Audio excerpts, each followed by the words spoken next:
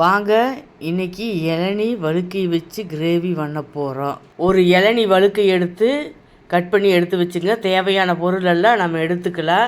எடுத்துகிட்டு அடுப்பத்தை வச்சு பாத்திரத்தை வச்சு எண்ணெய் ஊற்றிக்குங்க. கடல் பாசி, பிரிஞ்சலை, 2 ஏலக்காய், 2 பட்டை, 2 கிராம்பு எல்லாம் போட்டு நல்லா வணக்கி விடுங்க. பெரிய வெங்காயம் 4 வெங்காயம் நல்லா பொடி பொடியாக கட் பண்ணி கருகாப்புல் போட்டு நல்லா இது செவக்க வணக்கட்டு.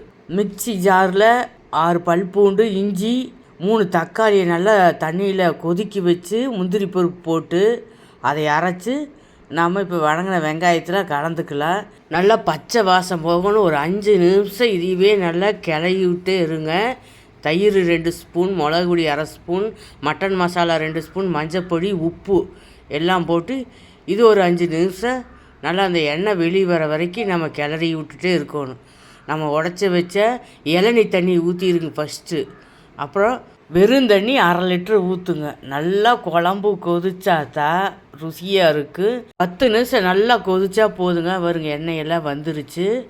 நல்லா கிளறி விடுங்க. நம்ம வழுக்கையை கட் பண்ணி வச்சுருக்க அதையும் போட்டுருங்க. இன்னும் ஒரு 10 நிமிஷம் கொதிச்சா கிரேவி ரெடி ஆயிரு. நல்லா கிளறி விடுங்க.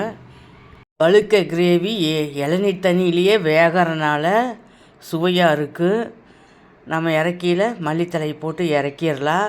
இட்லி, தோசை, சப்பாத்தி, சாப்பாட்டுக்கு சூப்பராக இருக்குங்க.